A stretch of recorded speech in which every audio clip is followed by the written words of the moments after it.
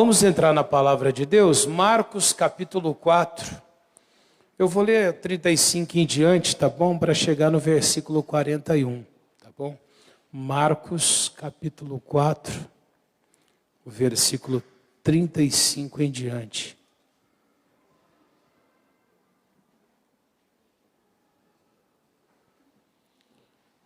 Glória a Deus. Posso ler? E naquele dia, sendo já tarde, disse-lhes: passemos para outra margem. E eles, deixando a multidão, levaram consigo assim como estava no barco. Havia também com ele outros barquinhos. E levantou-se grande temporal de vento, e subiam as ondas por cima do barco, de maneira que já se enchia de água. E ele estava na polpa, dormindo sobre uma almofada. E despertaram-no, dizendo-lhe: mestre, não te importa que pereçamos? E ele, despertando, repreendeu o vento e disse ao mar: cala-te e aquieta-te. E o vento se aquietou, e houve grande bonança.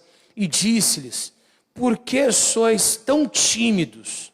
Ainda não tendes fé? E sentiram um grande temor e diziam uns aos outros: mas quem é este, que até o vento e o mar lhe obedecem? Aqui você vê um grande milagre, um livramento que aconteceu com aqueles discípulos no barco. Amém? Jesus manda passar para o outro lado, eles entram no barco, estava mais barcos ali. E Jesus, num dos barcos ali, ele sobe, entra no barco, não é? E eles começam a ir para o outro lado. Só que a Bíblia diz que levanta um grande temporal. E eu não sei o que os discípulos estavam fazendo, mas eu sei que eles deixaram Jesus adormecer. Além de deixar Jesus adormecer, após Jesus despertar, ele questiona eles se eles não tinham fé. Amém? Era uma pergunta que ele faz. E a terceira situação que eu quero uma lição para a gente, no 41, está escrito assim: e sentiram um grande temor e diziam uns aos outros: mas quem é este, que até o vento e o mar lhe obedecem? Ou seja, eles não conheciam o Deus que estava no barco com eles. E esse é um grande erro que cometemos, que as pessoas cometem. Muitas pessoas estão dentro da igreja como os discípulos estavam no barco com Jesus, como os discípulos andaram muito tempo com Jesus.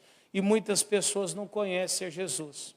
E quando uma pessoa ela não conhece Jesus, ao enfrentar uma dificuldade, uma luta, uma adversidade, ela fica perdida, porque ela não conhece nem Deus e nem o poder dele, ela não conhece nem Jesus e nem a autoridade que ele tem. Ou seja, ela vem para a igreja, ela usufrui da comunhão com Deus, mas ela não conhece o Deus que ela tem. Então ela fica com medo quando vem uma doença, ela entra em desespero quando vem um problema financeiro, quando uma causa se perde, ela fica perdida sem saber o que fazer. Mas tudo isso por não conhecer a Jesus Cristo. E muitas pessoas têm vivido assim. Você vê, tem crente que ele se desvia quando a luta vem, outros se desviam quando está tudo bem. Não é assim? Por quê? Porque eles não conhecem a Deus.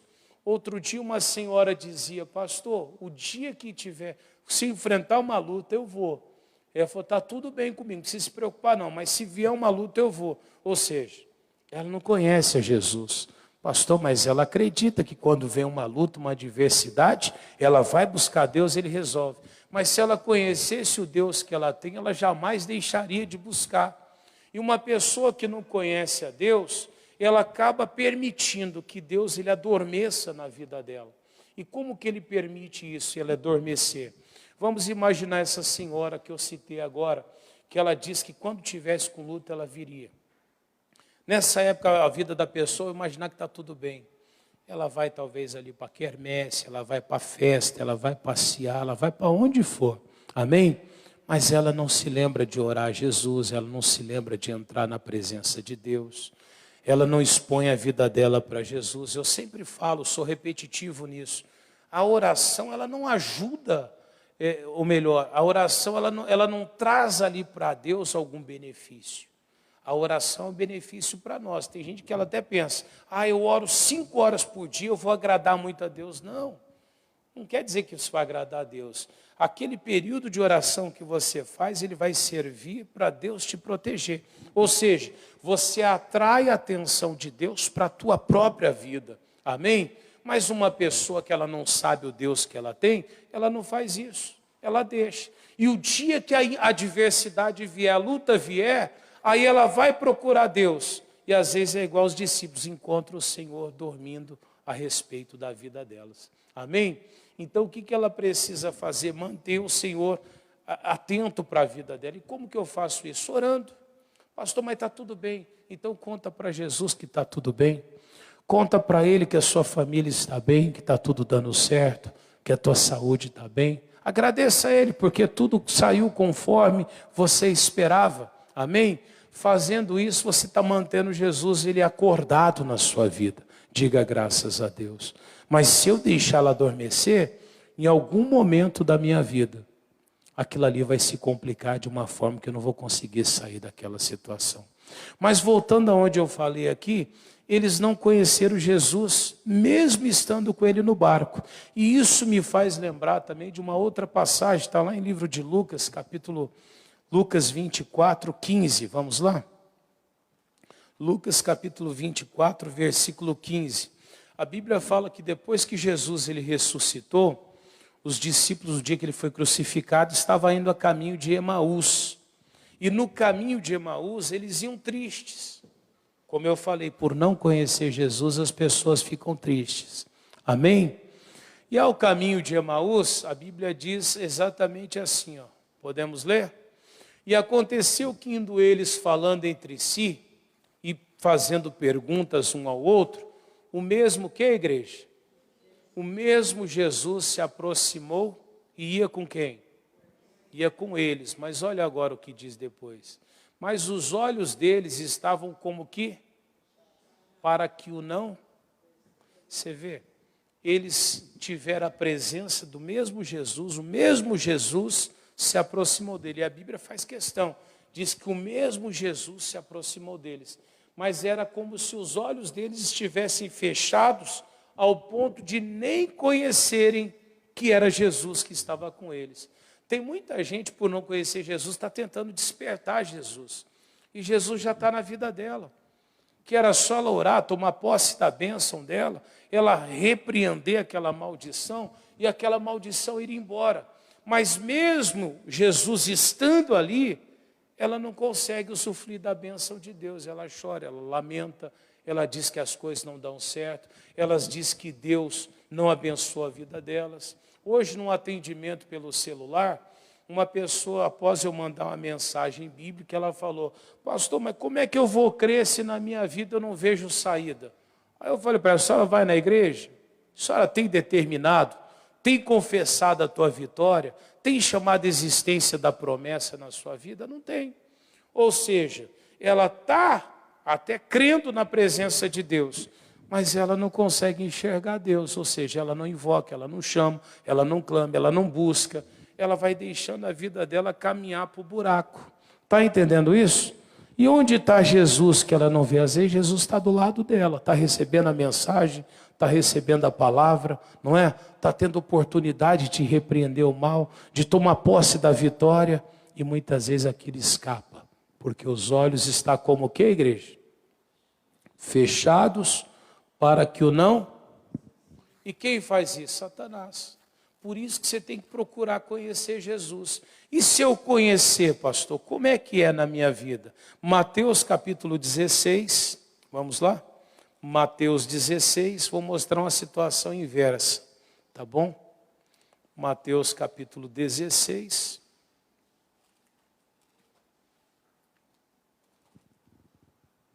Eu estou meio rouco aqui, viu, irmãos? Mas não é Covid não, tá? Ontem fui pregar em Bandeirante, o pessoal tinha uns que ficavam meio assim, passava perto e ficava com medo, né? Mas como é que sabe que não é Covid? No caminho indo para o casamento, o carro quebrou. Como é que é? Às vezes as coisas quebram por erro das pessoas, né? O mecânico instalou errado, irmão, o amortecedor. E na hora de passar o flexível do freio por trás, ele passou pela frente. Então o pneu estercia, pegava, estendia demais e pegava no amortecedor. Ou seja, rompeu, fiquei sem freio. Eu ando bem devagar, graças a Deus, né? Por andar muito devagar, deu tudo certo. Devagar, nada. Mas aí o que acontece? Aí você imagina, uma sexta-feira à noite, chovendo, frio, não é? E com o freio arrebentado. Já tentou achar mecânico? Numa cidade, como é que é o nome da cidade? Nova Londrina. Tenta achar um mecânico essa hora lá. Consegui, Deus abençoou que consegui um mecânico. O cidadão veio, trocou, mas eu passei praticamente todo aquele tempo tomando chuva e depois segui viagem. Para seguir viagem, acabei seguindo viagem com aquela roupa ainda úmida. Aí você já viu como é que acontece, né? É uma bobeira. E dentro do carro, se está chovendo, você é obrigado a usar o quê? O ar-condicionado para não embaçar. Ou seja, fiz tudo isso. Aí você já não descansa, não é? Acabou o casamento, retorna de novo. Qual que é a distância, pastor? 10 horas de viagem. Claro, fizemos um pouquinho menos, né? Uns 7. O Rob, acho que viu o vídeo que eu mandei para ele de lá. A estrada é boa, né, Rob? E o medo, irmão, de entalar o carro no meio daquele barro. Mas pensa num barro. Eu falei para Jesus, Jesus, eu nunca mais vou em casamento nenhum na minha vida. Esse foi o último. Eu parei com o casamento daqui para frente. Amém? Terrível. Pensa num negócio terrível. O total de ano de caminhando aí, 2.780 quilômetros, ida e volta. Bastante, né? Andei pra caramba. Aí a gente vai, a garganta fica estourada por causa do ar-condicionado direto. Mas aí as pessoas às vezes olham e falam, é o Covid. Não, não é Covid não. Fica tranquilo. Tá bom? Posso ler aqui? Mateus capítulo 16, foi o que eu falei? Amém? Versículo que eu vou ler é o 13 em diante, tá bom? Jesus, ele chega para os discípulos e ele fala para os discípulos assim, ó. Vamos ler juntos aqui, ó. E chegando Jesus às partes de Cesareia de Filipe, interrogou os seus discípulos dizendo, quem dizem os homens ser o filho do homem? E aí eles respondem, ó, e eles disseram, uns João, o Batista, outros Elias, e outros Jeremias, e um dos profetas. E olha o que Jesus fala agora. E disse-lhe ele, e vós, quem dizeis que eu sou? Ou seja, ele pergunta para eles, para quem o povo dizia. Você vê, ninguém conhecia Jesus, conhecia? Uns diziam que ele era um profeta, João Batista, outros diziam que era Elias, outros diziam que um profeta qualquer, mas ninguém sabia realmente quem era Jesus. Muitas pessoas seguem Jesus, recebem até algo dele e não sabem quem ele é. E aí ele pergunta para Pedro. E aí no 16 o Pedro responde. Ó. E Simão Pedro respondendo disse, o que Pedro fala? Tu és o Filho de Deus vivo. Ou seja, olha a importância de você saber quem é Jesus na sua vida. Olha só para a resposta de Jesus agora. E ele diz assim, ó, e respondendo Jesus disse-lhe, bem-aventurado, você pode traduzir por feliz, né? Feliz és tu, Simão Barjonas, porque tu não revelou a carne e o sangue, mas meu Pai que está onde? Jesus falou, por você saber quem é Jesus, uma pessoa que ela reconhece quem é o Cristo, a Bíblia diz que essa pessoa ela é bem-aventurada, ou seja, qualquer pessoa que conhecer, que saber quem é Jesus, que realmente entende quem é o Cristo que ela serve, essa pessoa é bem-aventurada em tudo o que ela fizer. E aí ele ainda continua dizendo, não foi nem carne e sangue, mas meu Pai que está nos céus. E olha agora, e também eu te digo que tu és Pedro, e sob esta pedra edificarei a minha igreja, e as portas do inferno, o quê? Não prevalecerão contra ela. Tá bom aqui. Ou seja, uma pessoa que conhece a Cristo, uma pessoa que sabe quem é Jesus, o inferno não pode ir contra ela. Ou seja, o inferno não vai poder ir contra a sua vida. A doença não pode ir contra você. Não é que vai ser um mar de rosas, não. Vai vir lutas. Mas todas as lutas que vier vão cair por terra. Ou seja, você vai sair vencedor. Seja na área da família, na saúde, seja no casamento, seja ali na vida financeira, a porta do inferno, ela não vai conseguir resistir. Amém, igreja? Você sempre vai sair como vencedor. Pastor, mas fizeram um trabalho de macumba. Pode fazer o que quiser. Fizeram ali uma simpatia, fizeram ali um sortilégio. Irmão, faça o que quiser contra a sua vida. Uma pessoa que conhece Jesus, ela nem se preocupa. Pastor, mas macumba não existe? Existe. Macumba não pega em quem não acredita, pega mais em quem não acredita do que quem acredita. Porque quem não acredita está vulnerável. Amém? Mas eu vejo pessoas dizer, quem não acredita nessas coisas não pega. Pega. Tem um monte de gente que diz que não acredita e está macumbado, irmão. Está cheio de demônio nela. E ela diz, isso aí só pega em quem crê. Ué, aquela luta que ela está passando, aquela adversidade. Por que aquilo então? Demônio, irmão. Agora, quando a pessoa conhece a Jesus, ela sabe quem é o Deus que ela tem. E ela confia, ela não abre porta para o inimigo. Ou seja, Satanás se levanta, mas ela passa por aquilo ali tranquilamente. Não é? O que o salmista dizia de Deus? O Senhor é o meu pastor e nada... Você vê, quem conhece realmente o pastor que ela tem, que é Jesus, ela sabe que não falta nada. Amém? Assim é com quem conhece. Agora, quem não conhece, padece. E o que eu preciso de fazer então, pastor? Oséias capítulo 6, versículo de número 3. Oséias capítulo 6, versículo 3. Isso aqui é uma obrigação que nós temos que ter dentro de nós. Oséias, capítulo 6, versículo 3. Amém? Lê comigo então. Não vou ler aqui na TV, que essa tradução está bem complicada aqui. Mas dá para. Ela só aumenta ali uma letra ali. Pronto? Então... conheçamos e o quê? Prossigamos em conhecer a quem? Então ele fala, conheçamos e continue a fazer o quê? A conhecer, ou seja, pastor, eu já conheço Jesus, eu devo continuar conhecendo a cada dia mais. E a cada dia mais que você for procurar conhecer Jesus, mais você vai descobrir sobre Cristo. E mais poder você vai encontrar em Deus. Mais força você vai extrair no Senhor. Então ele fala, então conheçamos e prossigamos em conhecer o Senhor. E olha aqui o que acontece quando você conhece. E a sua saída será como o quê? A alva. Quanto tempo demora para a alva surgir? Eu não vou saber dizer agora certinho, mas a alva é aquele tempo que a luz demora para chegar na terra, a luz do sol. Amém? Não sei se é 7, 5 minutos, alguma coisa assim. Se você calcular a distância disso, é uma velocidade terrível, velocidade da luz. Amém? Ele diz que a sua saída seria como a alva, como essa luz que ela chega à terra. E aí ele diz, e certa, e a ele, a nós, virá como o quê? Como a chuva seródia que rega a terra. A chuva seródia é aquela chuva que vem fora do tempo, aquela provisão. Amém? O pessoal faz aquela entre safra, é isso? Aí vem aquela chuva, né, que eles aproveitam para a plantação deles.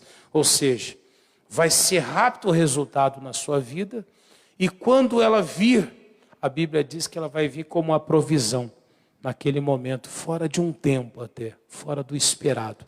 Ela vai vir como algo de repente sobre a sua vida, e ela vai regar a sua vida. Amém? Ou seja, você vai ser abençoado. Diga graças a Deus. Quem crê nisso aqui?